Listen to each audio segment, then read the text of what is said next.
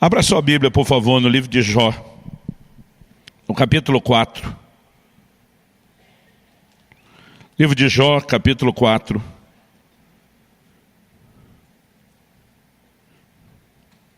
E nós vamos ler juntos do versículo 3 até o versículo 5.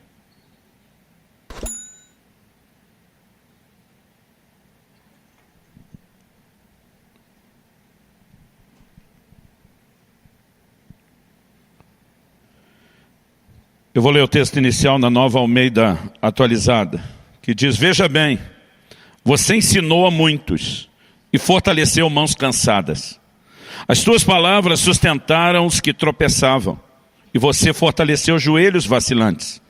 Mas agora, quando chega a sua vez, você perde a paciência, e ao ser atingido, você fica apavorado. Nesse momento difícil da vida de Jó, seus amigos o rodeiam.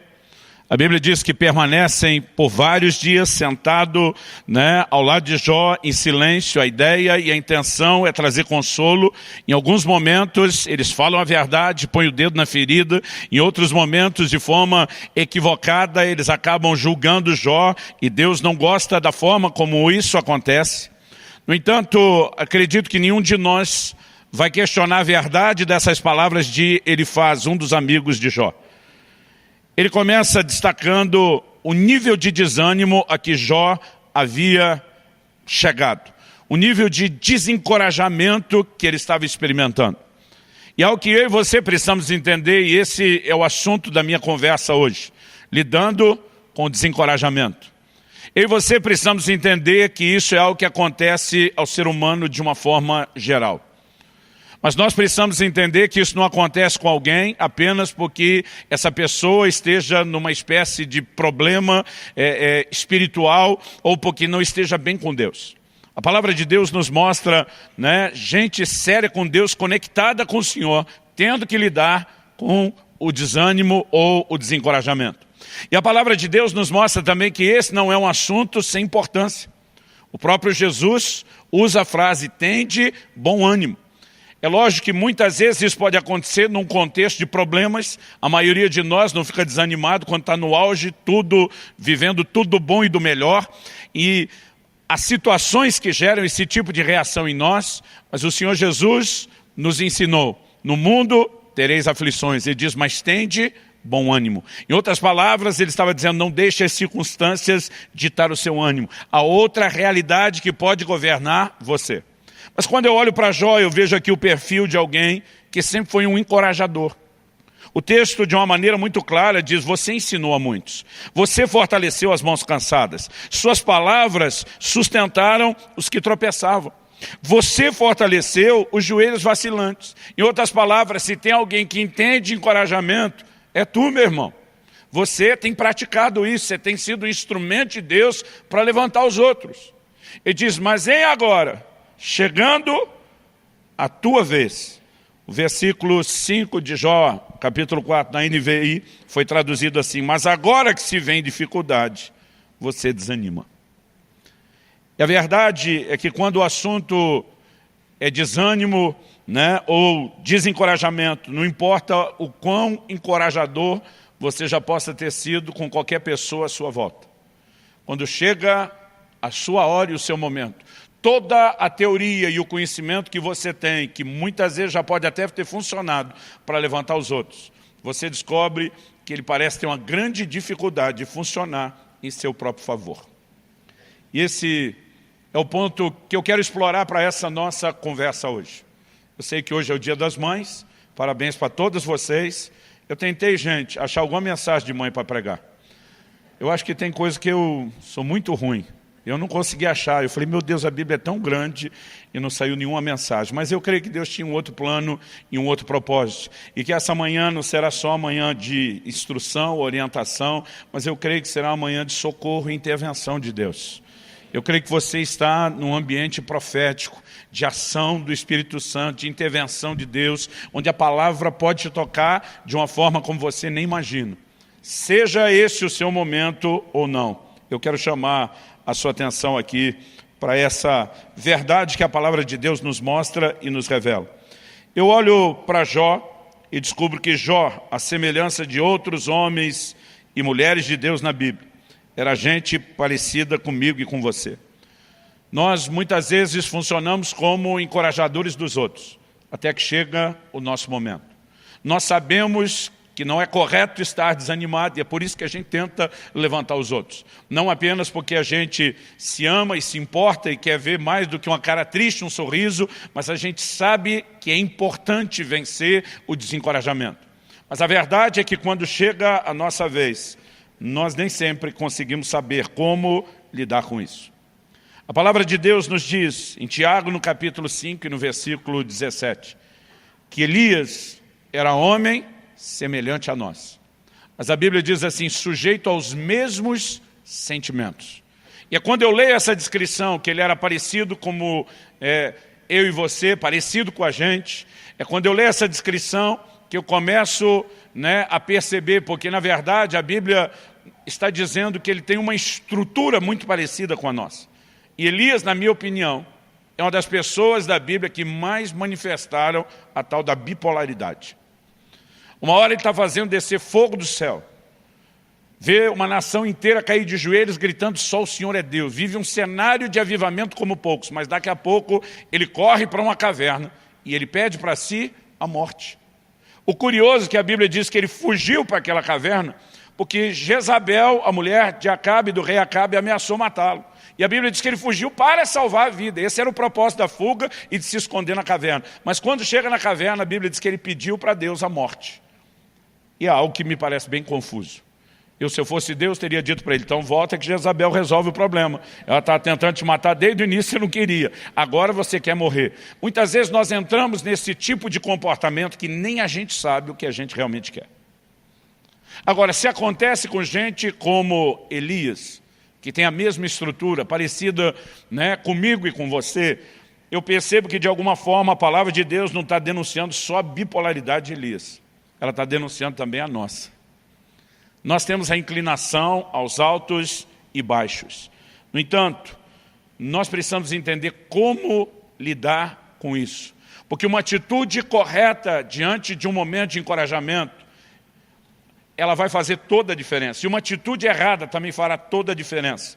Porém, não para o bem, fará a diferença para o mal. Eu gostaria, já que nós estamos dando o exemplo de Elias, apesar de ter começado falando de Jó, eu gostaria que a gente pudesse olhar um pouquinho mais para aquilo que a palavra de Deus nos descreve a respeito do que aconteceu com o próprio Elias. Eu gostaria que você fosse comigo lá para o primeiro livro de Reis, no capítulo 19.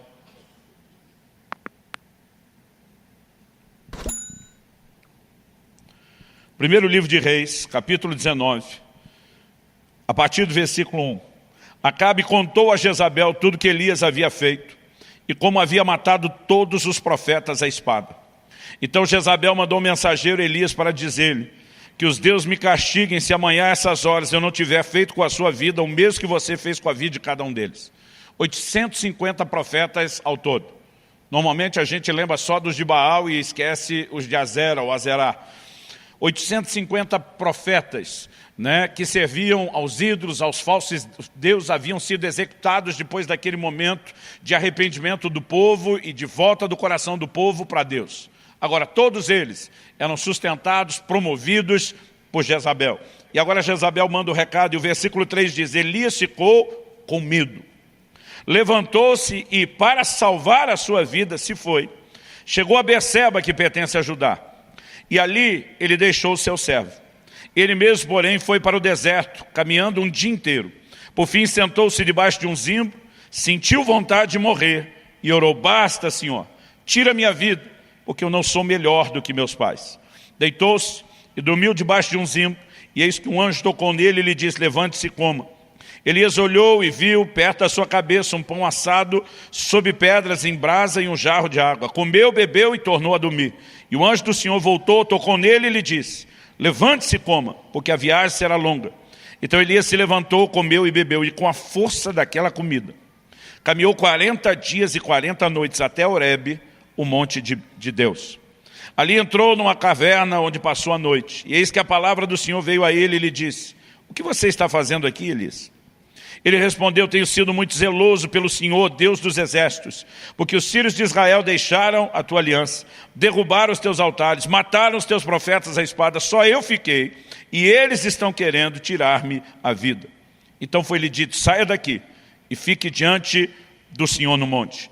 Eis que o Senhor estava passando, e um grande e forte vento fendia os montes, quebrava as rochas diante do Senhor, mas o Senhor não estava no vento. Depois do vento houve um terremoto, mas o Senhor não estava no terremoto. Depois do terremoto veio um fogo, mas o Senhor não estava no fogo. E depois do fogo veio o som de um suave sussurro. Quando Elias ouviu isso, cobriu o rosto com o manto e, saindo-se, pôs-se à entrada da caverna.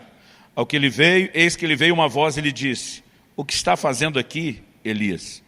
Ele respondeu: tenho sido muito zeloso pelo Senhor, Deus dos exércitos, porque os filhos de Israel deixaram a tua aliança, derrubaram os teus altares, mataram os teus profetas à espada. Só fiquei eu, e eles estão querendo tirar minha vida. Então o Senhor disse a Elias: vá, volte ao seu caminho para o deserto de Damasco. Chegando lá, unja Hazael como rei da Síria, unja também Jeú, filho de Nimsi, como rei de Israel, e Eliseu, filho de Safate, de Abel-Meolá, como profeta em teu lugar. Quem escapar à espada de Hazael, Jeú matará. Quem escapar à espada de Jeú, Eliseu matará.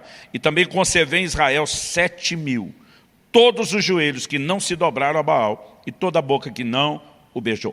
Vamos olhar para esse texto com aquela mentalidade de o que podemos tirar daqui, o que podemos aprender com isso. Eu gosto sempre de lembrar que Paulo, escrevendo aos Coríntios, diz que essas coisas aconteciam a Israel e foram escritas para nosso exemplo, para nossa advertência. Então, quais são as lições práticas? Primeiro, o anjo de Deus acorda Elias e manda ele comer. Depois disso, Elias vai dormir. Então, a primeira lição é que é bíblico tirar um cochilo depois da comida. Segunda lição, o anjo acorda e ele diz: come de novo. Também é bíblico repetir. O dia desse estava em algum lugar, eu já tinha comido num prato que era suficiente para a refeição, a comida estava muito boa. Eu lembro que eu falei: vou comer mais um pouquinho. Alguém me deu aquele olhar de censura. E eu falei: está na Bíblia. Elias repetiu e foi o anjo de Deus que mandou. Aí a pessoa olhou para mim e falou: mas caminhou 40 dias só com aquela comida depois. O senhor está planejando andar quanto depois? Eu falei: agora você acabou com a doutrina. Bom, brincadeira à parte, esquece o cochilo depois do almoço, né? Ou repetir a comida. O que é que a gente pode aprender aqui? Eu vejo um Elias que ele está em crise. É inegável que ele está em crise. A crise de Elias não é ministerial. Nós não podemos dizer que ele se sentiu um fracasso. O cara acabou de viver talvez um dos momentos mais gloriosos do seu ministério e do que qualquer ministro desejaria ter vivido.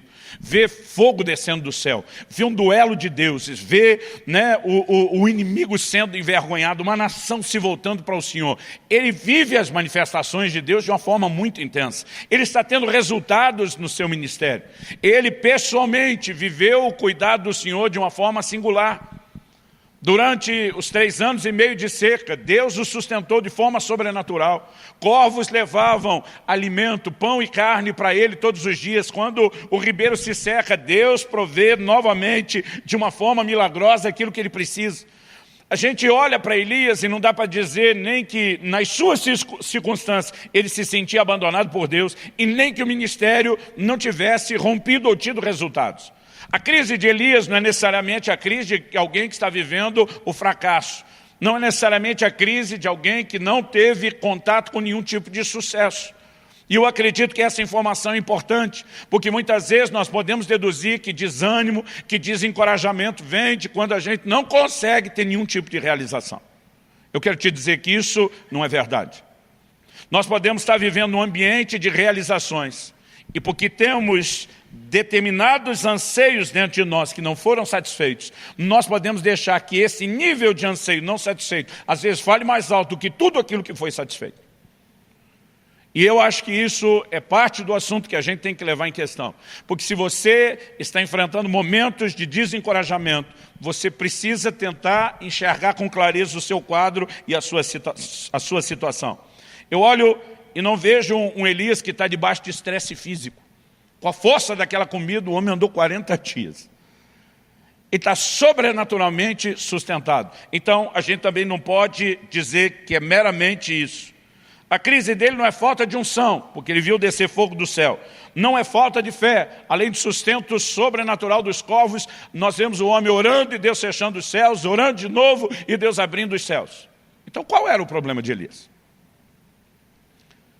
Uma coisa que me chama a atenção é que no versículo 4 que nós lemos, antes de chegar na caverna, no início da fuga, ele diz para Deus o seguinte: eu não sou melhor do que meus pais. Aqui talvez a gente tenha o grande desabafo de Elias. O problema não é Jezabel. O problema não é a circunstância que ele está lidando. O problema são expectativas frustradas. Eu não sei o quanto ele quis ir além da geração de seus pais, mas não importa onde ele tinha chegado, de alguma forma ele está se medindo e dizendo: eu não sou melhor, eu não fiz diferença, eu não cheguei onde deveria ter chegado. E nós temos alguém que está expressando essas expectativas frustradas. A palavra de Deus diz em Provérbios capítulo 13, versículo 12, que a esperança adiada, ela entristece o coração. Aquele tipo de coisa que você espera e acaba nunca chegando. Ele pode, muitas vezes, trazer um grande estrago emocional dentro de você. Agora, a pergunta é, algumas coisas que nós estamos esperando e que não se concretizam, deveriam necessariamente estar sendo esperadas? Há coisas que são parte de uma promessa de Deus, de um sonho que Deus colocou no nosso coração. Mas há coisas que a gente simplesmente decide que precisa delas, sem que Deus tenha nenhum tipo de compromisso com a nossa decisão. E muitas vezes a expectativa de não alcançar algo que nós queremos pode falar mais alto e estar vivendo tudo aquilo que Deus está despejando e derramando nas nossas vidas. O ser humano consegue ter essa capacidade de muitas vezes não se contentar com nada do que ele está alcançando. Quando a Bíblia fala sobre contentamento, ela nunca está limitando o assunto só a coisas materiais. Por exemplo, escrevendo aos Romanos, Paulo diz: não ambicioneis coisas altivas, mas acomodai-vos às humildes. Ali ele não estava falando só de quem deseja morar num triplex, numa baita de cobertura milionária. Ele está falando sobre pessoas que querem realização, que querem um lugar de conquista na vida, que querem reconhecimento muitas vezes. E nós precisamos entender quais são as nossas expectativas. Porque quando Deus coloca um sonho no nosso coração, quando Deus faz promessas, nós temos não apenas o direito, mas a responsabilidade de crer, de lutar por isso até que a gente viva. Mas há momentos onde Deus não falou nada a respeito de um assunto, não prometeu nada, e a gente enfiou na cabeça, encasquetou que a gente quer porque quer aquilo, e muitas vezes a frustração de não viver aquilo fala mais alto de toda a realização do que tudo que Deus está fazendo. E isso não se mostra saudável. Uma das formas de perceber na nossa própria vida se estamos vivendo intensamente a frustração de algumas expectativas não cumpridas, falando até mais alto do que as realizações, é observar o nosso comportamento. É interessante que a palavra de Deus nos diz, aqui no versículo 3, que Elias, quando ele sai para essa jornada inicialmente de fuga, a Bíblia diz que ele para em Beceba, que pertence a Judá, e a Bíblia diz, e ali ele deixou o seu servo. Ele tinha um discípulo, ele tinha um servidor. Mas a primeira coisa que Elias fez, na hora que a coisa apertou, foi deixar quem podia estar ao lado dele, foi deixar quem poderia servi-lo, foi deixar a companhia e foi isolar-se. Uma das características de que eu e você estamos vivendo não um desânimo momentâneo. Às vezes nós temos isso. Acordamos uma certa manhã e o dia não parece colorido, ele parece branco e preto. Às vezes nós temos um momento. Mas um momento, como disse Efésios, o dia mau, aquele dia que está dando tudo errado, que você realmente percebe que tudo está fora do normal, ele pode simplesmente voltar ao normal no dia seguinte. Eu não estou falando de um desânimo ou de um abatimento momentâneo. Mas quando nós estamos vivendo um período de desânimo prolongado, mesmo no meio de conquistas e realizações, nós precisamos avaliar o nosso coração. E às vezes uma boa forma é analisar o comportamento. Quando a gente começa essa atitude de se isolar, de não querer estar junto, de não querer companhia, é um indício de que algo no nosso coração não está muito correto. A palavra de Deus diz, lá no livro de Provérbios, aquele que se isola, insurge-se contra a verdadeira sabedoria. está buscando só o seu próprio desejo. Eu sei que pode haver momentos de isolamento com um propósito muito específico. Jesus vai 40 dias para o deserto a fim de orar, de jejuar, de buscar a Deus. Mas nós estamos falando de algo pontual, não de um estilo de vida. Nós estamos falando de algo que tem um propósito e se demonstra muito frutífero. Mas muitas vezes, quando simplesmente estar com os outros já não está nos fazendo bem, isso deveria ser um alerta de que algo no nosso coração merece a nossa atenção, merece o cuidado. Uma segunda coisa que eu percebo aqui, isso tanto no versículo 3 nós lemos, como depois no versículo 9, a palavra de Deus diz que ele entra numa caverna, onde passou a noite. Há algumas cavernas emocionais nas quais eu e você entramos e também nos fechamos. É aquele momento onde a gente já não quer ver gente, onde a gente já não quer ver a luz, onde a gente já não quer ver nada e nem ninguém. Mas além do isolamento, normalmente, quem está lidando com esse tipo de expectativa frustrada que gera o desânimo, ele tem sempre um senso de injustiça que ele carrega dentro dele. Depois de 25 anos de pastorado, atendendo e ouvindo gente, eu percebo, por estatística, o quanto isso é comum nas pessoas que estão lidando com esse tipo de coisa. Um senso de injustiça.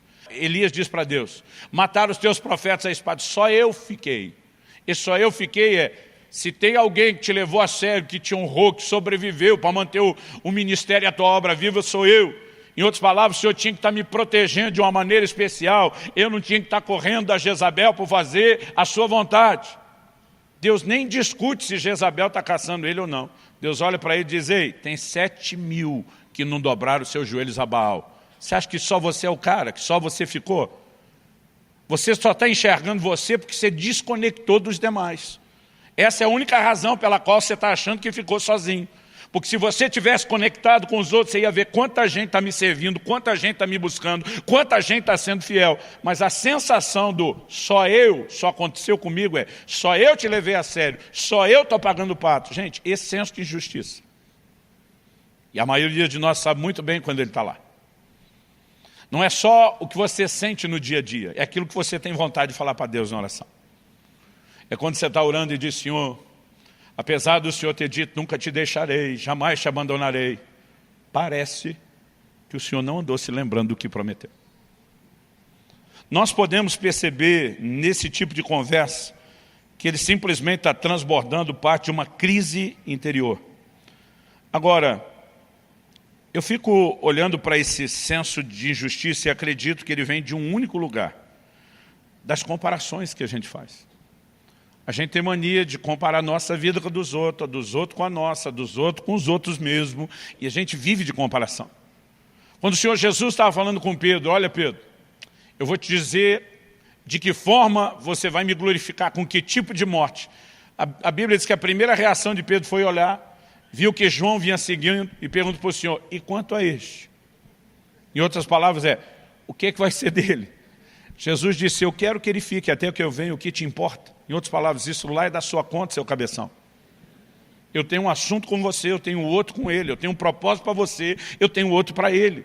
Mas nós temos essa inclinação, porque de alguma forma a gente quer sentir se a gente está sendo tratado igual aos outros. Eu lembro quando criança, eu sou de uma época onde refrigerante aparecia uma vez por semana, e não era nem por motivo de saúde, era por falta de recurso. Aparecia uma vez por semana, era a refeição do domingo. Era a época em que Coca-Litro era chamado o refrigerante família, porque o litro dava para todo mundo, hoje em dia malemar dá para uma pessoa. E quando chegava o dia que a gente tinha direito àquele refrigerante que raramente vinha, eu e meu irmão, a gente colocava o copo um do lado do outro. Mamãe tinha que servir, a gente ficava, colocou mais para ele. Era uma competição que só. Dá para entender, você vê crianças fazendo isso. Difícil seria entender adultos fazendo isso. Mas a verdade é que espiritualmente, muitas vezes, nós estamos agindo assim com Deus. O irmão foi um pouquinho abençoado. Em vez de você se alegrar com os que se alegram, você já começa a dizer, ei, eu. Porque essa inclinação à comparação, essa nossa falta de entendimento de que Deus tem um plano personalizado, desdobramentos personalizados, ela muitas vezes é injusta. Muita não, quase sempre. Porque no momento que você está vivendo a glória e o bom momento, você não fica olhando para o outro e dizendo, Ê, Deus, e ele? Aí normalmente você só está sorrindo. Você não está nem um pouco preocupado se o seu irmão não está sendo tão abençoado quanto você. Mas se ele estiver sendo mais do que você. E a gente não chama isso de inveja. A gente chama isso de um medidor da expressão do amor, do jeito que a gente entende. Fica mais bonito, não é? Dá na mesma. Quando eu olho para a palavra de Deus, eu percebo que, assim como Elias, a Bíblia diz que eu e você somos semelhantes, né? Ou ele era semelhante a nós somos semelhantes a ele, nós podemos agir da mesma forma. Agora, eu acredito que além de procurar entender qual a razão de eu e você estarmos lidando com algum nível de desencorajamento, nós precisamos também compreender como nós lidamos não só com a circunstância, mas com aquilo que Deus fala conosco. O Elias começa a oração antes de chegar na caverna e lá termina. Ele está dizendo para Deus, para mim deu a conta, deu a tampa, deu o que tinha que dar. Aí Deus diz, beleza, você está apresentando sua carta de demissão, mas vou te dar um aviso prévio primeiro. Você vai ungir Azael, rei da Síria, Jeú, rei de Israel, e Eliseu, profeta, em seu lugar. Então Deus está dizendo, você tem duas unções aqui que você tem que fazer. E tem uma terceira que é para ungir o seu substituto. Porque se você não quer continuar, e se você quer desistir, pelo menos seja responsável. Irmão, conceito de trabalho, de serviço para Deus, de ministério, mesmo dentro da casa de Deus, deveria ser mais sério para a gente. A Bíblia nos mostra um nível de responsabilidade a ser praticado, que até para desistir o cara tem que ser responsável. Deus diz, não vai só vazar e largar tudo para trás. Se você quer desistir, acha quem continue. Agora, de alguma forma, o que é que Elias fez? Ele não ungiu nem Jeú, nem Azael. Ele vai direto no Eliseu, joga a capa nele, como quem diz, é contigo, velho. Basicamente, a minha leitura que eu faço de Elias, não é de alguém que acordou aquela manhã pensando o que eu posso fazer para desobedecer a Deus, mas tipo assim, já que estou fora mesmo, já que tem um substituto mesmo, ele que resolve o resto. Quem teve que ungir Jeú, rei de Israel, e Azael, rei da Síria, foi Eliseu. Elias nunca fez isso. Agora, o tipo de atitude dele está trazendo à tona o que está dentro do coração dele. Porque nós temos reações emocionais até o que Deus fala.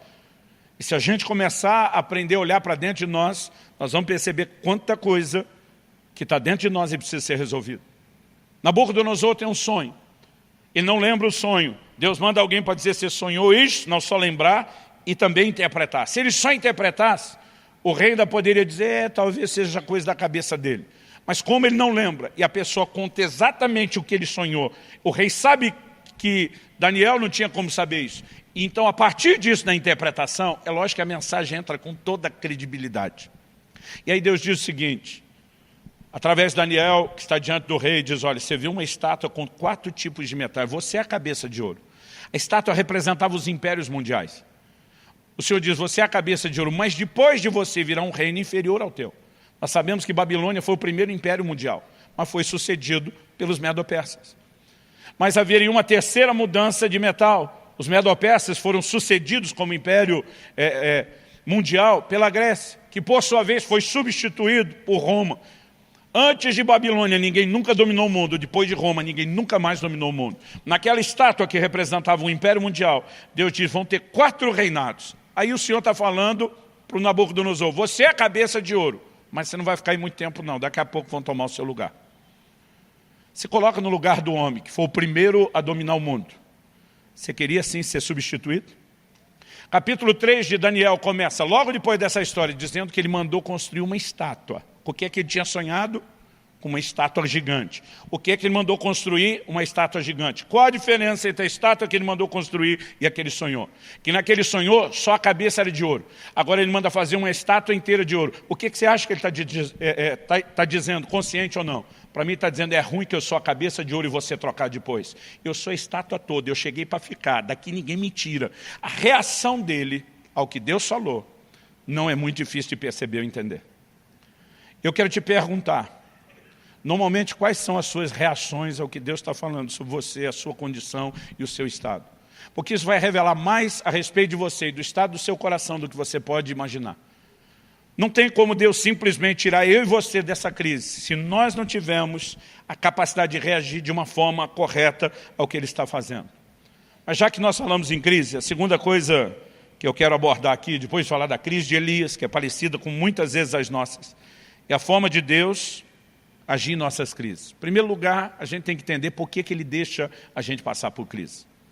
Hebreus, capítulo 5, versículos 7 e 8, está falando de Jesus. E diz que Ele aprendeu a obediência pelas coisas que sofreu. Irmão, se Jesus, que era Jesus, tinha aprendizado a tirar do sofrimento, é sério que você se acha tão melhor do que Ele, dizendo, eu não preciso aprender nada no meio de nenhuma crise ou sofrimento? As crises que muitas vezes nos passam, esse sentimento, essa emoção de um abandono de Deus, na verdade são parte de um investimento, de um trato, de um projeto, de um processo de Deus para o nosso crescimento e para o nosso amadurecimento. Ninguém falou nenhum amém, ó, que coisa interessante. Eu olho para a palavra de Deus e eu fico também me perguntando, se eu e você escapássemos da possibilidade de qualquer crise, e aqui eu quero falar em especial, né? Sejam pais, qualquer nível de liderança que você vai exercer, sejam discipuladores, líderes de célula, né? Sejam pastores, pregadores, nós seríamos péssimos líderes, porque a nossa capacidade de conectar com gente normal, que também vai passar por isso, ela estaria muito limitada e comprometida. Quando a Bíblia fala de Jesus como nosso sumo sacerdote, diz, nós não temos um sumo sacerdote que não possa se compadecer das nossas fraquezas. A Bíblia diz, porque Ele, a nossa semelhança, foi tentado em todas as coisas. Ou seja, Ele pode hoje nos socorrer, porque Ele sabe exatamente aquilo que nós enfrentamos, porque Ele enfrentou a mesma coisa na pele. Eu me lembro de um dia que Israel chega em casa, e eu já sabia pela linguagem corporal, pelo medo que ele estava manifestando de ter uma conversa comigo. Eu também tinha informação privilegiada da mãe, que acompanhava bem de perto ele na escola, e eu sabia que ia chegar uma nota vermelha no boletim. Eu me senti culpado, resolvi arrastar a família comigo para uma semana de ministrações no Nordeste, porque eu não queria estar muito desconectado deles, e aquela matéria que Israel perdeu naquela semana, quando ele chegou, mal deu tempo de recuperar, já teve uma prova surpresa, e ele acabou indo mal. Eu já tinha ouvido, para não dizer um sermão, as considerações da mãe pedagoga a respeito do que eu tinha feito, e eu já sabia o que tinha acontecido. Mas Israel chega, e ele está com medo. Dá para ver assim que ele, né, tremia feito vara verde, cabeça baixa, não conseguia me olhar, ele tinha uns 11 anos de idade. Eu falei, filho, o que está acontecendo? Que? Nada. Eu falei, filho, você não consegue esconder que você está apavorado para me contar alguma coisa. Eu acho que deve ter um boletim aí dentro da sua mochila, que você não sabe como entregar. Deus te mostrou, pai. Não, filho. Você revelou para mim tudo isso. Aí nós vamos conversar. Minha preocupação é aliviar a barra. Eu estou vendo o quanto aquilo está pesando. Eu lembro que eu olhei para ele e falei, filho, presta atenção, para. Antes da gente conversar qualquer coisa. Primeira coisa que você tem que saber. Suas notas são melhores do que as minhas eram. Sério, pai? Sério. Né? Naquele momento ele me olha com a cara assim, então você me entende. Falei, o problema é que sua mãe nunca tirou nota baixa na vida. Ela só tirava 9 e 10, então ela nunca vai te entender. E apesar daquela brincadeira, naquele momento, tentando deixá-lo à vontade para a conversa que a gente teria, eu fiquei pensando a diferença, depois de ter falado aquilo, entre alguém que já viveu o que alguém está vivendo e alguém que não viveu aquilo. Muitas vezes a nossa capacidade de conectar, né, com compaixão, com misericórdia para aqueles que estão em crise, ela seria quase nula se a gente nunca tivesse vivido nenhum tipo de dilema ou de crise. E Deus permite que a gente passe isso não apenas para o nosso crescimento, mas para criar em nós uma capacidade de conectar com aqueles que estão à nossa volta e precisam da misericórdia que eu e você já precisamos um dia. Quem está entendendo, diga amém. Agora, como Deus age nas nossas crises de desânimo ou desencorajamento? Uma coisa que me chama a atenção nesse texto que nós lemos é que Ele não nos impede de entrar na crise e às vezes Ele ainda dá corda para a gente. O Elias está correndo, aí ele para, e o anjo de Deus vem e dá uma comida. Ele come, dorme, o anjo acorda ele e diz, come de novo que você vai precisar disso. A jornada é grande. Aí ele anda 40 dias e chega na caverna. Quando ele chega na caverna, pergunta a Deus para ele, que fazes aqui, Elias? Nenhum momento Deus mandou ele ir para a caverna. Nenhum momento Deus mandou ele atravessar o deserto. Aquela decisão era de Elias. Mas Deus diz, já que tu decidiu viver esse negócio, eu vou pelo menos tentar te dar um gás para que você não morra no meio do caminho. Mas depois de chegar lá, o mesmo Deus que o sustentou no caminho pergunta o que é que você está fazendo aqui. Em outras palavras, eu não te sustentei porque você precisava vir para cá. Eu só te sustentei porque eu não te abandono. Agora, quem tem que responder o que é que está fazendo aqui é você. Porque a escolha foi sua. Agora, muitas vezes, a gente consegue ter aquele tipo de gente que além de estar correndo para fora do plano de Deus, ainda diz, não, mas Deus está abençoando, dirigindo, confirmando. Não, querido, Ele só não está te abandonando. Não significa que Ele está confirmando que você tem que se enveredar deserto adentro ou que você tem que achar uma caverna. Aí Deus pergunta, o que é que você faz aqui? Elias conta uma outra história fazendo de vítima. Deus chega de novo e diz, o que é que você faz aqui, Elias? Em outras palavras, você não respondeu o que eu te perguntei.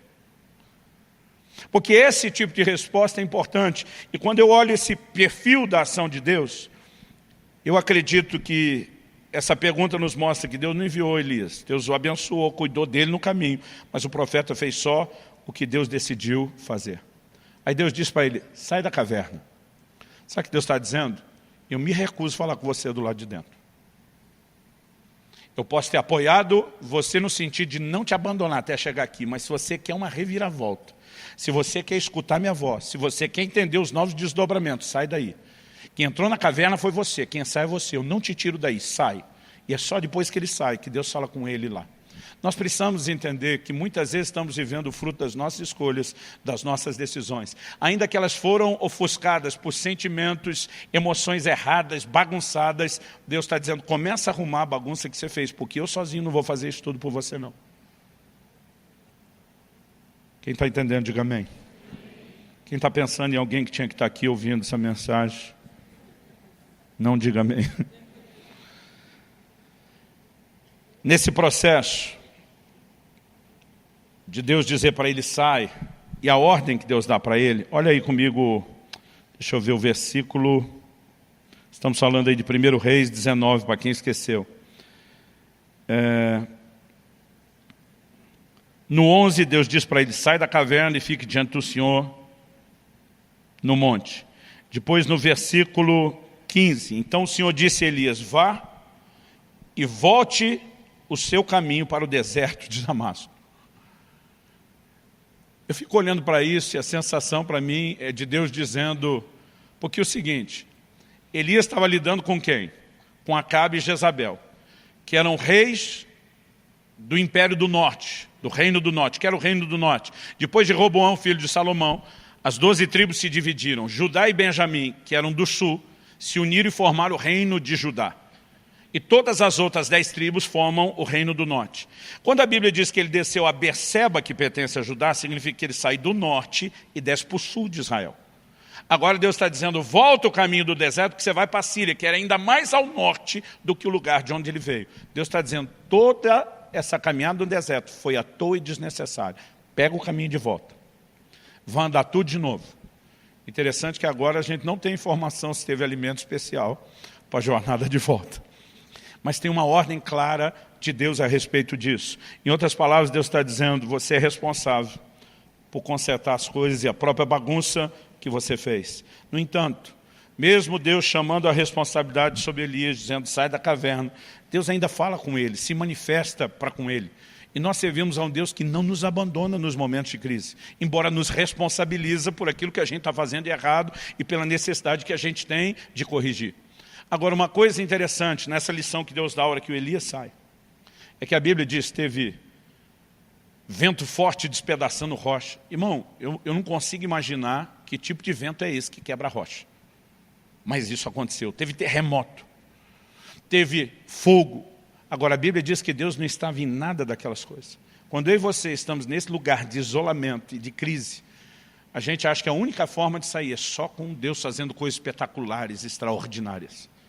A Bíblia diz que Deus não estava em nada daquilo, até que veio um cicio, um sopro, um sussurro suave. A Bíblia diz que Deus estava nele. Sabe o que eu entendo Deus dizendo? Não espere sair desse labirinto ou caverna emocional que você está, só quando eu estiver chacoalhando tudo à sua volta com o meu poder. Ele ia saber o que Deus podia fazer, ele já tinha vivido e experimentado isso. Mas Deus fez questão de dar um show pirotécnico, uma demonstração toda na frente dele, mas dizer, eu não estou nisso. Você quer o caminho de conserto para esse momento? Ele não tem a ver com o extraordinário, ele tem a ver com o simples. É uma voz suave. Você tem que prestar atenção, você tem que conectar, você tem que decidir obedecer. E eu percebo que a maneira de Deus tratar com essas nossas crises tem muito mais a ver com um processo simples do que com o extraordinário. E muitas vezes nós não arredamos o pé do lugar porque achamos que está faltando mais barulho, está faltando mais terremoto, está faltando mais fogo. E Deus está dizendo, você só precisa escutar a minha voz suave. E ela tem o poder de te colocar nos eixos. Mas para a gente terminar, a verdade é que quase sempre, quando a Bíblia fala da gente tendo que lidar com esses dilemas emocionais, a Bíblia fala de uma responsabilidade que eu e você temos de nos fortalecer no Senhor. É lógico que existem coisas que Deus vai fazer por cada um de nós. Existem coisas que nós precisamos fazer em relação ao que Deus já nos disponibilizou. Em 1 Samuel, no capítulo 30, a palavra de Deus diz que Davi e os seus homens, que estão fugindo de Saul, se aliaram aos filisteus, que eram inimigos de Saul. Mas daqui a pouco os filisteus vão sair em guerra contra Saul. Davi se dispõe e diz, eu vou com vocês guerrear. Os capitães dos filisteus se olham entre eles e dizem, não vão levar o menino não. Ele é inimigo de Saul, é o cara que Saul mais procura, que é a cabeça dele, mas se ele tiver uma chance de tentar se redimir, ser aceito, é se virar contra a gente na guerra e tentar ganhar o coração de Saul. Não vamos levar esse cara em encrenca. Aí os reis dos filisteus conversam, dispensam Davi. Davi e os seus homens voltam para casa. Já devem estar frustrados que não puderam sair à batalha, mas quando eles chegam, a palavra diz que Ziclag, o lugar onde eles estavam morando, havia sido saqueada pelos amalequitas, havia sido incendiada. Quando eles chegam, não encontram absolutamente nada naquilo que deveria ser o lar do lar. Tudo destruído, tudo queimado. Então, assim, a própria estrutura onde eles viviam, ela está toda destruída. Os familiares foram levados, os bens foram saqueados. E a palavra de Deus diz ali em 1 Samuel, no capítulo 30, se você for rápido de endereço e quiser acompanhar, no versículo 4, a Bíblia diz assim, então Davi e o povo que estava com ele ergueram a voz e choraram, até não terem mais força para chorar. Gente, não é que eles pararam de chorar porque foram consolados. Eles pararam de chorar porque não tinha mais força de continuar chorando. Agora, eles estão numa crise, num estado de desolação, sim. Versículo 6 diz assim, Davi ficou muito angustiado, pois o povo falava de apedrejá-lo. Uma lição que aprendi cedo, você quer ser o líder, você vai pagar o pato por muita coisa. Porque quando as pessoas estão amarguradas, elas sempre têm que culpar alguém. E de repente eles começam a olhar para Davi e dizem, tudo isso é por causa de você. Foram eles que foram atrás de Davi, eles decidiram andar com Davi, né? Foi a dispensa de Davi que ainda dá tempo depois deles consertarem a situação, mas naquele momento ninguém entende, porque o coração deles estava amargurado.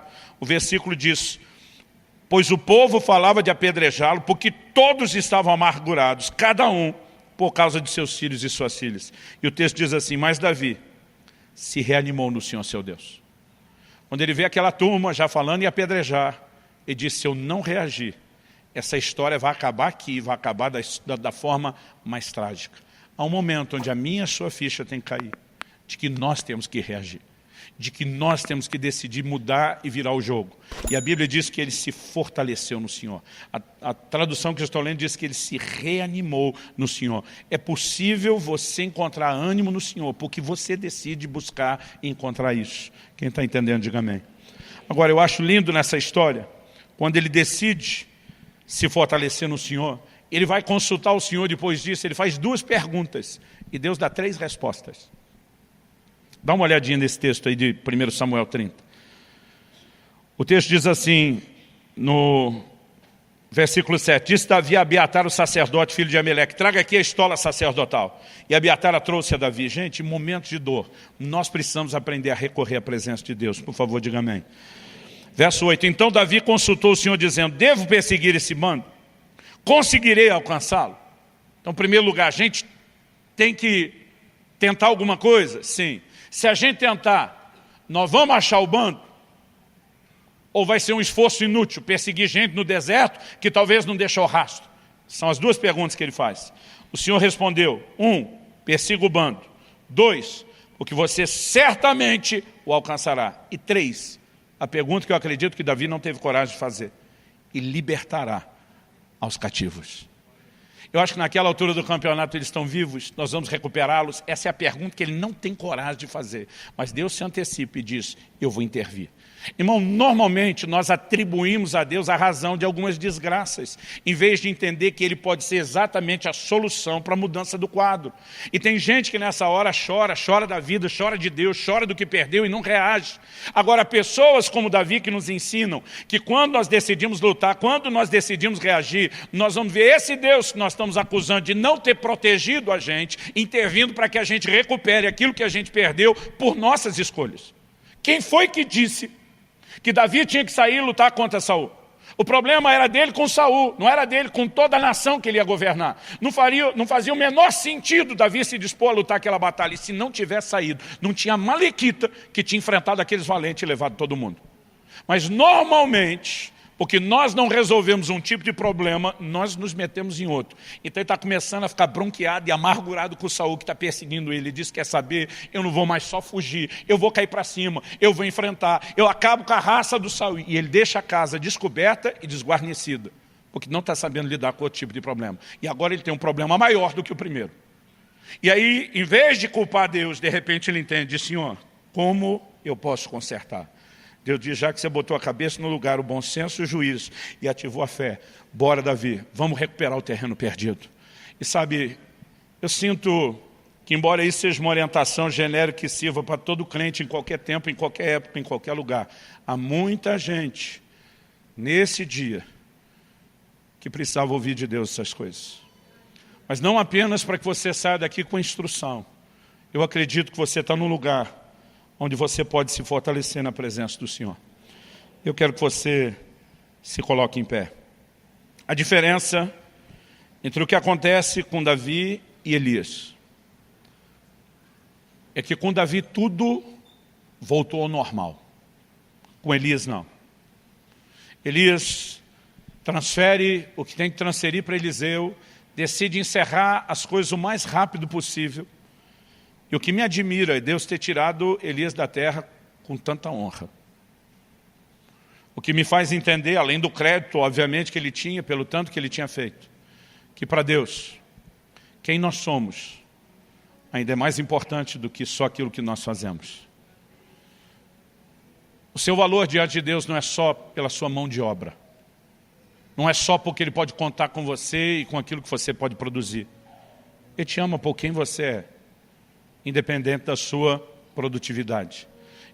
Eu tenho certeza que Deus esperava um pouquinho mais de Elias, porque ele não tinha terminado aquilo que Deus lhe havia designado. Mas eu acho uma coisa linda a forma como Deus simplesmente diz: eu não vou descartar, não vou jogar fora. Um dos filhos dos profetas, depois que Elias foi tomado, vem para Eliseu dizer: deixa a gente procurar o corpo. Ele só faltou falar, tipo o carioca da Baixada: tá maluco, meu irmão? Ele diz: não perca tempo procurando o corpo. E eles gastaram 3 dias. Para depois Eliseu falar que nem a mulher costuma falar ao seu marido: eu não te disse? Eu não te falei? O que Eliseu está tentando dizer para aqueles homens?